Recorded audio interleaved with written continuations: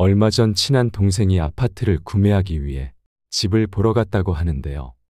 그 집에는 전세입자가 살고 있는 집이었는데 이미 사람이 살고 있는 집에 들어가서 이것저것 살펴보려니 무엇부터 살펴봐야 하는지, 무엇을 체크해야 하는지 잘 모르겠어서 머리가 멍하고 힘들었던 경험이 있다고 털어놓았습니다.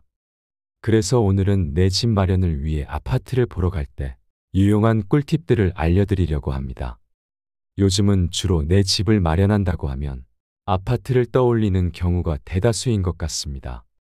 아파트를 사는 경험은 보통 평생에 걸쳐 한두 번 정도가 될 텐데요.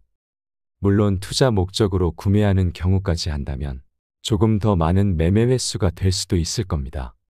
평생에 걸쳐 자주 매매하는 것이 아니다 보니 목돈을 열심히 모아 설레는 마음으로 아파트를 사기 위해 남의 집을 방문하면 괜히 뭔가 좀 어색하기도 하고 이런 걸 물어봐도 되는 건가 하는 생각에 조심스럽기도 하며 뭐부터 어떤 것을 꼭 챙겨봐야 하는지 낯설게 느껴지는 것이 사실입니다.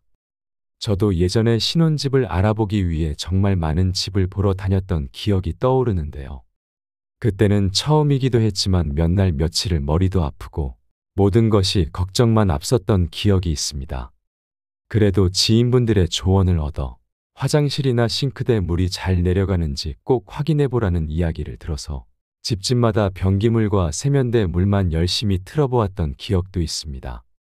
그러나 사실 이런 배수 관련 문제도 물론 중요하지만 이에 못지않게 중요한 것들이 있다고 하는데요.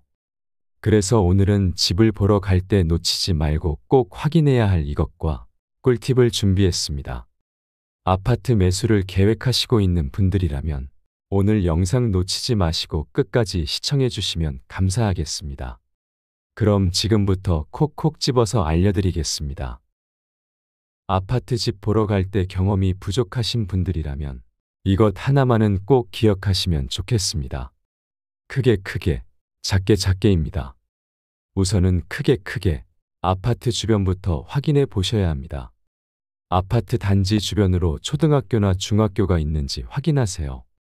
아이들이나 엄마들을 위한 상권이 잘 형성되어 있는지도 보셔야 합니다. 보통 학교 주변 200m까지는 교육환경보호구역으로 유흥시설이 들어오기 어렵기 때문인데요.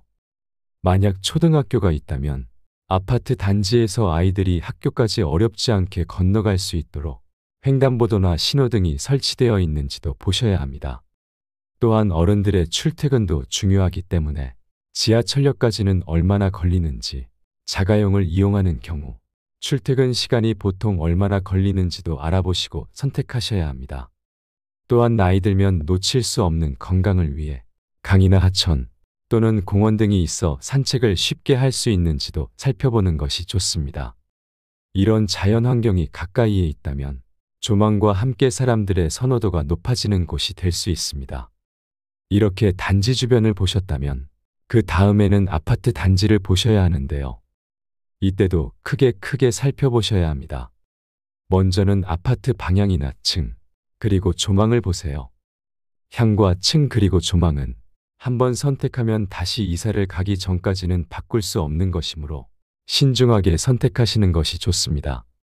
우리나라 사람들은 대부분 남향의 집을 선호하는 경향이 있습니다.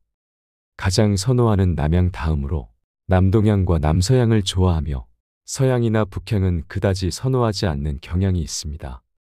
향 같은 경우에는 선호도가 뚜렷한 편이지만 층을 선택할 때는 워낙 개인별 선호도가 다양합니다.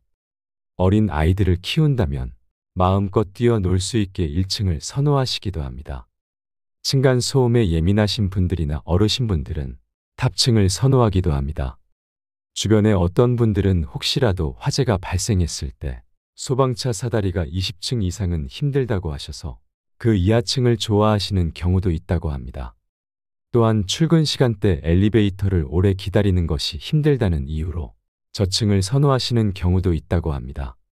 이처럼 층은 개인별로 다양한 이유로 선호도가 다르게 나타날 수 있으니 개인의 선택이 참 중요하다고 할 수 있습니다. 그러나 이때도 아파트 전체 층의 3분의 2 이상 층을 로얄층으로 생각하셔서 선호하는 경우가 더 많다는 점은 알고 계셔야 합니다. 왜냐하면 생각지 않게 뜻밖의 상황으로 인해 이사를 가야 하는 경우도 생기기 때문에 선호도가 높은 층에 사신다면 매매하기 더 수월할 수 있기 때문입니다. 또한 로얄층을 선호하는 이유는 조망이나 일조권 때문이기도 합니다. 앞동이나 옆동이 있다면 층에 따라서 일조권이 달라지기 때문에 아무래도 해가 하루 종일 잘 들어오는 곳을 선호하는 경향이 높을 수밖에 없습니다. 만약 아파트를 구매하기 위해 부동산에 들렀다면 사장님께 어디가 로얄동이고 로얄층인지 꼭 문의하시는 게 좋겠습니다. 그리고 왜 거기가 로얄동 로얄층인지도 꼭 이유를 물어보고 선택하시는 데 도움을 얻으셔야 합니다. 그 이유는 로얄동과 로얄층에 따라 집을 사거나 팔 때 가격 차이가 적게는 몇 천에서 많게는 몇 억까지 날 수도 있기 때문입니다. 또한 같은 층이라고 하더라도 꼭 확인하셔야 할 것이 하나 더 있습니다. 사이드 끝집인지 안쪽 집인지도 확인하세요. 요즘은 건설할 때 신경을 써서 짓기 때문에 별로 차이가 없다는 분들도 계시지만 여전히 겨울철 온도차로 인해 결로 문제가 발생할 수 있기 때문인데요. 그리고 끝집보다 안쪽 집이 더 따뜻하기 때문에 선호도가 높다고 합니다. 이렇게 크게 한번 선택하면 바꿀 수 없는 부분을 잘 선택하셨다면 다음으로는 작게 내 돈이 들어가는 부분을 체크하셔야 합니다. 다른 사람이 이미 살고 있는 집을 보러 가면 대부분 대면하고 쭈뼛쭈뼛할 것입니다. 저도 예전에 그랬습니다. 그래서 그런지 집을 보고 와서는 거실이나 집안 인테리어만 기억난다고 하시는 분들이 많습니다. 그러나 놓칠 수 있는 꼭 봐야 하는 것들을 체크하셔야 하는데요. 그것은 바로 집안 모퉁이 위쪽이나 벽면입니다. 이것은 가장 중요할 수 있는 누수와 결로가 있지는 않은지 살펴보기 위해서입니다. 지은 지 꽤 오래된 아파트라면 노후화로 인해 아파트 벽면에 균열이 있을 수 있고 배관 노후화로 누수가 발생할 수 있습니다.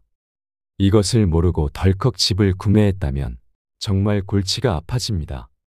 그리고 요즘은 신축 아파트임에도 부실공사로 인해 누수가 발생하는 경우도 심심찮게 볼 수 있으므로 사전 점검 때 꼭 이 점을 중요하게 체크하셔야 합니다. 누수나 결로 등을 확인하기 위해서는 베란다나 집안 모퉁이에 곰팡이 자국이 있는지, 벽지나 도배가 혹시 누렇게 변색되거나 벗겨진 부분이 있는지를 꼼꼼하게 체크해 주세요. 누수와 결로를 확인하셨다면 그 다음으로 중요한 부분은 배수입니다. 배수는 사실 집 보러 갔을 때 싱크대나 화장실 등 배수가 제대로 잘 되는지 확인하는 것이 쉽지는 않습니다.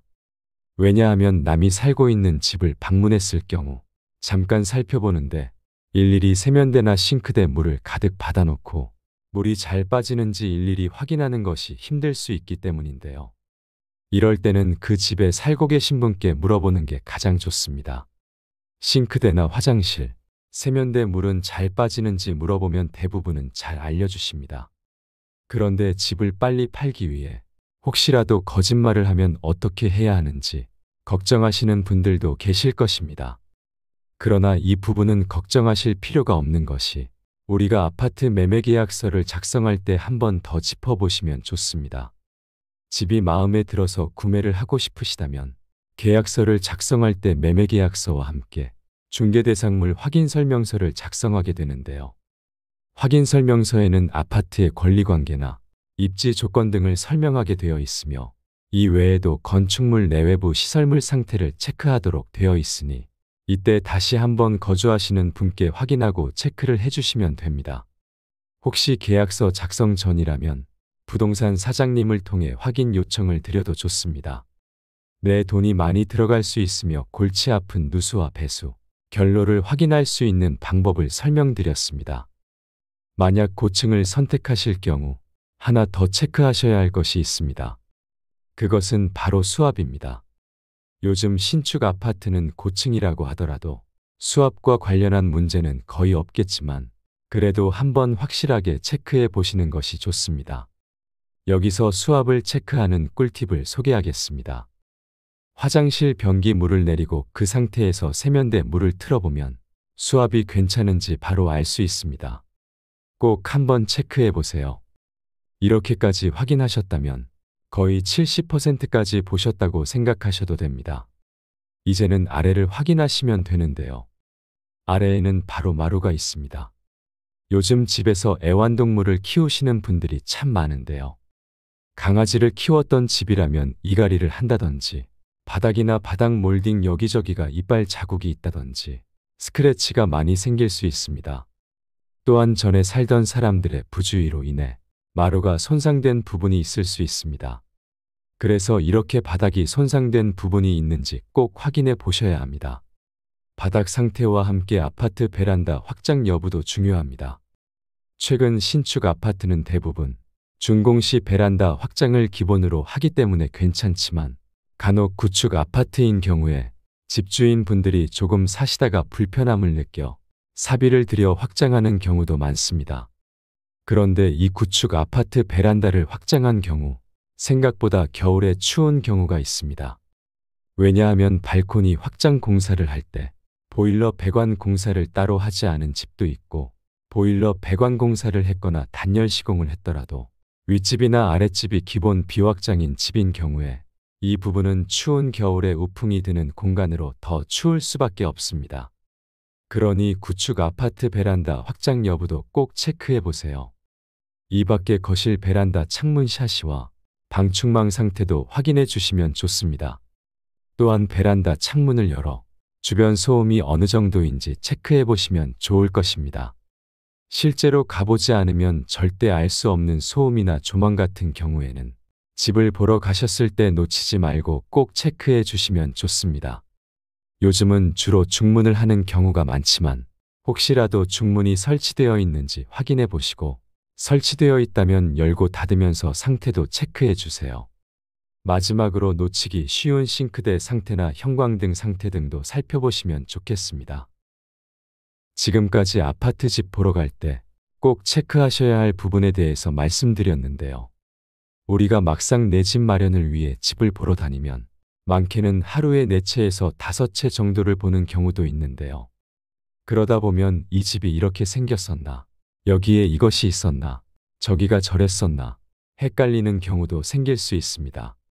그래서 마음에 드는 집이 있다면 살고 있는 분들께 양해를 구하시고 동영상으로 촬영해 두시면 좋습니다. 어차피 집을 매매하려고 내놓았기에 대부분은 촬영에 응해 줄 것입니다. 오늘은 여기까지입니다.